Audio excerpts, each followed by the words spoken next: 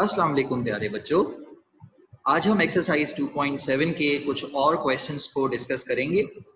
याद रखें, आज के जो क्वेश्चंस हम इस वीडियो में डिस्कस करने जा रहे हैं, ये क्वेश्चंस आपके प्रीवियस एक्सरसाइजेस से बहुत रिलेट करते हैं, प्रीवियस वीडियोस से बहुत रिलेट करते हैं। तो अगर आपने चैप्टर 2 की प्रीवियस वीडियोस नहीं देखी हैं और आपको बेसिक्स का नहीं पता, एक्सपोनेंट्स के लॉस का नहीं पता, रेडिकल्स के लॉस का नहीं पता, तो आपको रिकमेंड ये करूंगा मैं कि पहले प्रीवियस वीडियोस जरूर देख लें और उसके बाद एक्सरसाइज 2.7 की ये वाली वीडियोस देखिएगा।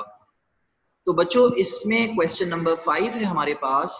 हम सबसे पहले क्वेश्चन नंबर 5 से स्टार्ट करेंगे। In question number 5, we have to simplify 27 to the power 2n upon 3 multiply by 8 to the power minus n upon 3 divided by 18 to the power minus n upon 2.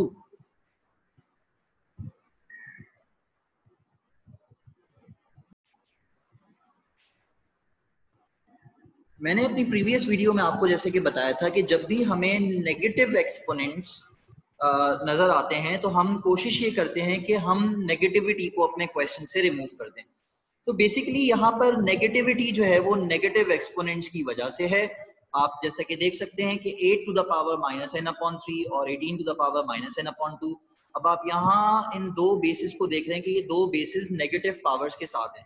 तो आप इन दोनों basis को reciprocate कर दें, इन दोनों basis का reciprocal first step में ही find out कर लें ताकि तमाम की तमाम पावर्स जो है वो पॉजिटिव हो जाएं।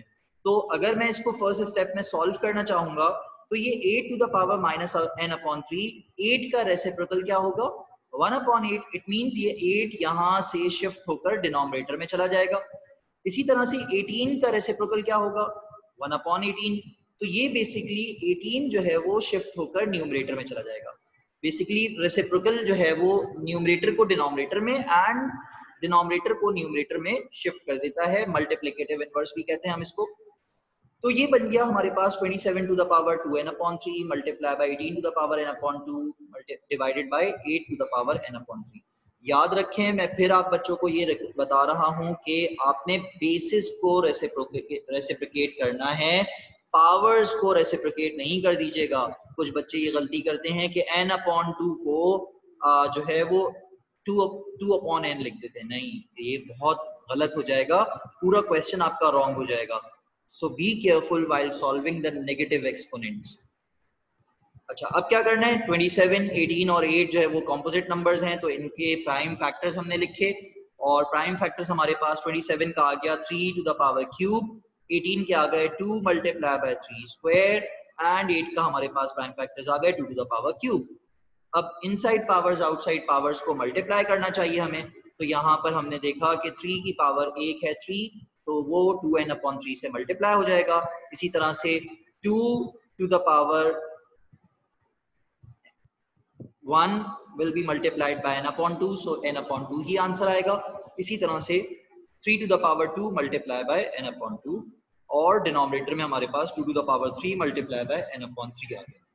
अब यहाँ पर आप न्यूमरेटर सेम डिनोमिनेटर से कैंसिल कर सकते हैं। यहाँ न्यूमरेटर डिनोमिनेटर से कैंसिल हो जाएगा, यहाँ पर भी न्यूमरेटर डिनोमिनेटर से कैंसिल हो जाएगा क्योंकि पावर सॉल्व करनी है हमें पहले। अब पावर सॉल्व करने के बाद हम देखते हैं बचा क्या हमारे पास, 3 to the power 2n multiply by 2 to the power n upon 2 multiply by 3 to the power n divided by 2 to the power n। अच्छा, अब क्या किया जाए, पावर्स तो कंप्लीटली सॉल्व हो चुकी हैं, है कि नहीं?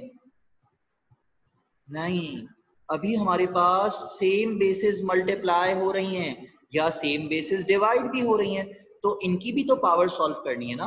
तो हमने ये पढ़ा था कि जब सेम बेसिस मल्टीप्लाई हो रही हो, जैसे कि 3 to the power 2n multiply हो रहा है 3 टू द पावर n से, तो ये दो सेम बेसिस हैं तो इनकी पावर्स क्या हो जाएंगी, ऐड।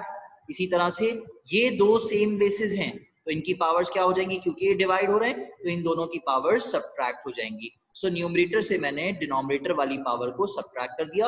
अब आप देखें, ये जब पावर न्यूमरेटर में शिफ्ट की तो ये पावर n थी, इस पावर को नेगेटिव कर दिया गया, यही नेगेटिव एक्सपोनेंट रूल की वजह से। तो ये 3 to the power 2n plus n will become 3 to the power 3n। आप जब इस फ्रैक्शन को इस नॉन फ्रैक्शन से सॉल्व करेंगे तो आपको यहाँ पर डिनोमिनेटर में सेम डिनोमिनेटर चाहिए होता है। यहाँ पर अभी क्या लिखा हुआ है 1, so you have to multiply it by that number which make this 1 as this denominator, so you have to multiply by 2। अगर आप नीचे डिवाइड कर मल्टीप्लाई कर रहे हैं तो आपको ऊपर भी मल्टीप्लाई करना होगा for balancing the fraction. So this will become 2 multiply by n is 2n, और ये n एज इट इज। यहाँ 2 1 जा 2 और 2 दोनों सेम डिनोमिनेटर्स हो गए, हम उनको एक दफा लिख सकते हैं। सो n minus 2n divided by 2, इसको सॉल्व करेंगे तो ये बन जाएगा 3 to the power 3n multiply by 2 to the power n minus 2n minus n, answer आ जाएगा माइनस n अपॉन 2। अब ये अगेन नेगेटिव एक्सपोनेंट में आंसर आ गया, तो नेगेटिव एक्सपोनेंट का क्या करें, जो बेस है उसको रेसिप्रोकेट कर दें, तो 2 जो है वो यहाँ से न्यूमरेटर से शिफ्ट हो जाएगा, नीचे चला जाएगा डिनोमिनेटर में। So answer will become 3 to the power 3n divided by n upon 2। इस आंसर को आप इस तरह भी लिख सकते हैं 3 to the power 3n divided by 1 upon 2। जो पावर फ्रैक्शन में 2 होती है उसको हम कैसे लिख सकते हैं, उसको हम कन्वर्ट कर सकते हैं with square root symbol. So this will become 2 to the power n। So this is your final answer of this question number 5। Okay, let's solve question number 10। याद रखें मैं इस वीडियो में वही क्वेश्चन इस एक्सरसाइज के सॉल्व कर रहा हूं जो सेम कॉन्सेप्ट से रिलेट करते हैं। तो क्वेश्चन जो है वो आगे पीछे सॉल्व हो रहे हैं, तो इसका मतलब ये नहीं है कि मैंने कुछ क्वेश्चन स्किप कर लिए हैं। आपको अगर जो बीच वाले क्वेश्चंस हैं अगर आपको वो समझने हैं तो आप मेरी दूसरी वीडियो भी देख सकते हैं। क्वेश्चन नंबर 10 के अंदर आपके पास अगेन वही सेम नंबर्स हैं, कुछ कॉम्पोजिट नंबर्स हैं, उनकी कुछ पावर्स हैं, तो उनको सॉल्व करना है। तो चलें सॉल्व करते हैं। सबसे पहले 125 का प्राइम फैक्टर्स क्या होंगे, 5। 125 के प्राइम फैक्टर्स 5 क्यूब। मैं आपको बता देता हूं कि किस तरह से प्राइम फैक्टर्स फाइंड आउट करने की, क्योंकि कुछ बच्चों को अगर प्रॉब्लम होगा तो वो यहाँ पर समझ लेंगे। सो दिस विल बिकम 5 25 125, 5 5 25 एंड 5 1 5। तो ये आपके पास 3 फैक्टर्स आ गए 125 के। इसी तरह से 8 के फैक्टर्स देखते हैं, 2 4 8, 2 2 4 एंड 2 1 2। 64 के फैक्टर्स क्या होंगे, 2 32 64, 2 16 32, 2 8 16, 2 4 8, 2 2 4 एंड 2 1 2। तो ये हमने तमाम फैक्टर्स जो है वो इस इन तीनों नंबर्स के लिख लिए। अब इन फैक्टर्स को हम इंडेक्स नोटेशन में लिखेंगे। 5 is repeating 3 times, so 5 cube we can write. 2 is repeating 3 times, so we can write 2 to the power cube. And for 64, 2 is repeating 6 times, so 2 to the power 6। याद रखें powers repetition को show करते हैं। अच्छा, अब क्या करना है, अब हमें सबसे पहले इनसाइड ब्रैकेट्स, जो अंदर वाले ब्रैकेट्स हैं, हमने उनको ओपन करना है। तो ये हमने पढ़ा है, ये हमने सीखा है कि इनसाइड पावर्स आउटसाइड पावर्स से मल्टीप्लाई होती हैं। So in the next step it will become 5 to the power 3 to the 6, 2 to the power 3 1 3, 2 to the power 6 2 12। अभी हमारे पास ये पावर बाहर रहती है। अच्छा, इसको सॉल्व करने से पहले हम ब्रैकेट के अंदर वाली चीजों को पहले सॉल्व कर लेते हैं, क्योंकि BODMAS ये कहता है कि पहले ब्रैकेट के अंदर वाली जो भी चीजें हैं उनको सॉल्व कर लिया जाए। तो ये बन जाएगा, यहाँ पर आप देख सकते हैं कि दो सेम बेसिस हैं, डिवाइड हो रही हैं, तो इनकी पावर सब्ट्रैक्ट हो जाएंगी। सो इट्स बेटर कि आप ग्रेटर पावर में से लेसर पावर को सब्ट्रैक्ट करें। तो यहाँ पर क्या होगा, पावर जो स्मॉलर पावर है, छोटी पावर जो है वो ऊपर लिखी हुई है, बड़ी पावर नीचे लिखी हुई है, तो आप इस छोटी पावर को कैंसिल आउट करके नीचे ले आएंगे। तो ये बन जाएगा 12 माइनस 3। तो आपके पास आंसर आ गया 5 to the power 6 divided by 2 to the power 9। अब आपके पास ये ब्रैकेट के अंदर कंप्लीटली सिंप्लीफाई हो चुका है। तो अब आप ओपन कर सकते हैं ब्रैकेट को, इनसाइड पावर्स आउटसाइड पावर से multiply. So 3 1 3, 3 2 6, 3 1 3, 3 3 9। So the remaining values are 5 to the power 2, and 2 to the power 3. So the final answer is 25 upon 8. और ये क्योंकि एक इम्प्रॉपर फ्रैक्शन है, तो जो भी इम्प्रॉपर फ्रैक्शन होता है उसको हमें मिक्स फ्रैक्शन में कन्वर्ट करके लिखना होता है। मिक्स फ्रैक्शन में कैसे कन्वर्ट करते हैं उसको देख लीजिए इस वीडियो में। 25 को हमें 8 से डिवाइड करना है, तो हमारे पास 8 3s are 24 and the remainder is 1. याद रखें जब भी आप इम्प्रॉपर फ्रैक्शन को मिक्स फ्रैक्शन में कन्वर्ट करते हैं तो आपके पास डिनोमिनेटर हमेशा सेम रहेगा। अब क्या रह गया आपके पास, ये जो दो वैल्यूज हैं ये दो रह गई हैं, एक 8 सॉरी ये दो वैल्यूज नहीं बल्कि आपके पास जो दो वैल्यूज रह गई हैं वो 3 and 1 रह गई हैं। तो अब आपको ये डिसाइड करना है कि 3 कहाँ लिखना है और 1 कहाँ लिखना है। So you have to write the reminder in the numerator. Always the reminder will be written in the numerator, और जो भी क्वोशंट होगा आपके पास यहाँ जो वैल्यू आएगी उस 3 उसको आपने होल नंबर में लिखना है। सो this is 3 whole 1 upon 8. Another question of this video which is same as the previous question, सिर्फ यहाँ पर थोड़ा सा छोटा सा डिफरेंस ये है कि यहाँ पर रेडिकल साइन यूज हो रहा है। प्रीवियस क्वेश्चन में रेडिकल साइन नहीं था बल्कि हमारे पास एक पावर थी। चलें इस क्वेश्चन को सॉल्व करते हैं। अच्छा,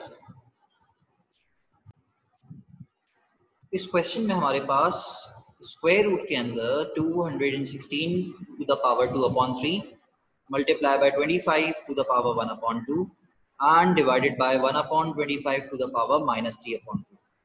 So the first thing which I am doing here is I am converting the radical sign into the power 1 upon 2. याद रखें जो भी हमारे पास स्क्वायर रूट होता है उसको हम लिख सकते हैं in the form of power which is 1 upon 2. तो यहाँ पर अब हमारे पास रह गया 216 to the power 2 upon 3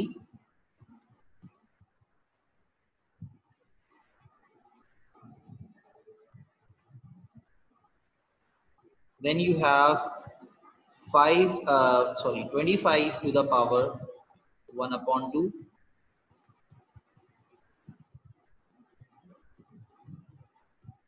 and then you have 1 upon 25 to the power minus 3 upon 2 negative exponent है। सो मैं ये रिकमेंड करूंगा कि बेस का आप जो है वो बेस को आप कन्वर्ट कर दें, रेसिप्रोकेट कर दें, तो ये बन जाएगा 25 टू द पावर 3 upon 2। तो इस स्टेप में मैंने दो काम किए। पहला काम ये किया कि मैंने रेडिकल साइन को कन्वर्ट किया in the form of fractional power, और फिर मैंने दूसरा काम ये किया कि नेगेटिव एक्सपोनेंट को पॉजिटिव बना दिया by converting the base by taking the reciprocal of the base. अब नेक्स्ट स्टेप में क्या करना चाहिए मुझे? यस, नेक्स्ट स्टेप में मुझे तमाम नंबर्स के प्राइम फैक्टर्स जो है वो लिखने चाहिए। तो यहाँ पर प्राइम फैक्टर्स लिख लेते हैं। अब सबसे पहले 216 के प्राइम फैक्टर्स देखते हैं। 216, 2 10s are 20 and 2 8s are 16, 2 5s are 10 and 2 4s are 8, 2 2s are 4 and 2 7s are 14, 3 9s are 27, 3 3s are 9 and 3 1s are 3। तो 216 के हमारे पास जो प्राइम फैक्टर्स आ गए हैं वो हैं 2 to the power cube multiply by 3 to the power cube. फिर उसके बाद हमारे पास पावर है 2 upon 3, देन यू हैव 25 के प्राइम फैक्टर्स हो जाएंगे 5 square to the power 1 upon 2। इसी तरह से डिनोमिनेटर में आपके पास 5 square to the power 3 upon 2। आगे फर्दर सॉल्व करते हैं इसको। अब हमारे पास inside powers outside powers multiply हो जाएंगी, तो ये क्वेश्चन बन जाएगा आपके पास कुछ इस तरह से 2 to the power 3 multiply by 2 upon 3, 3 to the power 3 multiply by 2 upon 3. Similarly, 5 to the power 2 multiply by 1 upon 2.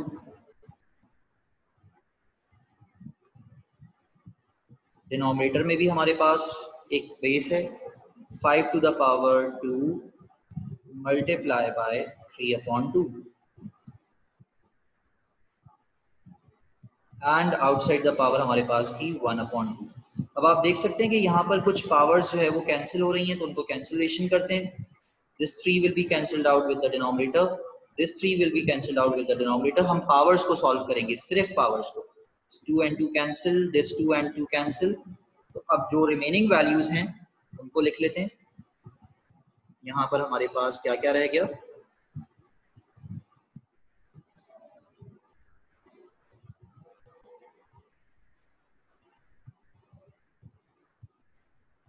2 to the power 3 multiply by 3 to the power 2 multiply by 5 to the power 1 and divided by 5 to the power 3. Outside of the bracket we have a power 1 upon 2. In the next step what we have to do, अब यहाँ पर ये दोनों basis solve नहीं हो सकती, लेकिन ये दोनों बेसिस सॉल्व हो सकती हैं. डिवीजन हो रही है तो हमने ये सीखा है कि जब भी दो बेसिस डिवाइड हो रही हो तो हम बड़ी पावर में से छोटी पावर को सब्ट्रैक्ट कर लेते हैं. तो ये 3 और जो ऊपर पावर 1 थी जब वो नीचे आएगी तो -1 हो जाएगा. नेगेटिव एक्सपोनेंट वाला रूल भी हमने पढ़ा है और डिवीजन वाला रूल भी हमने पढ़ा हुआ है. तो ये बन जाएगा 2 to the power 3 multiply by 3 to the power 2 and to the whole power 1 upon 2.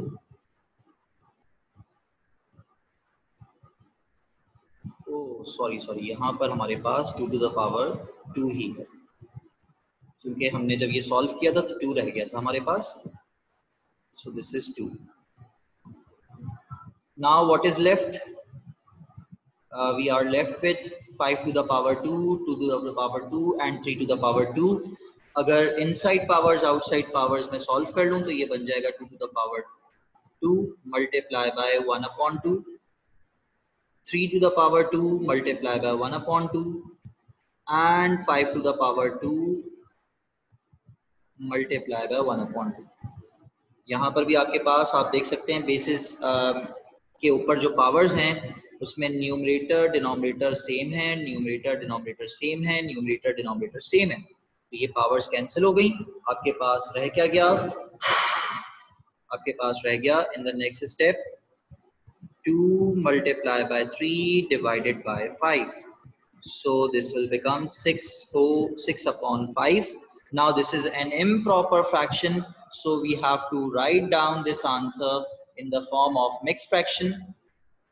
Mixed fraction में convert करने के लिए denominator हमेशा same रहता है और जो रिमाइंडर और कोशेंट होते हैं वो आपके पास यहाँ पर लिख लिए जाते हैं. सो 1 whole 1 upon 5 is your final answer of this question. I hope बच्चों आपको ये वीडियो समझ में आई होगी.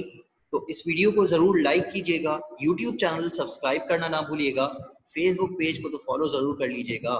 थैंक यू सो मच बच्चों. अल्लाह हाफिज.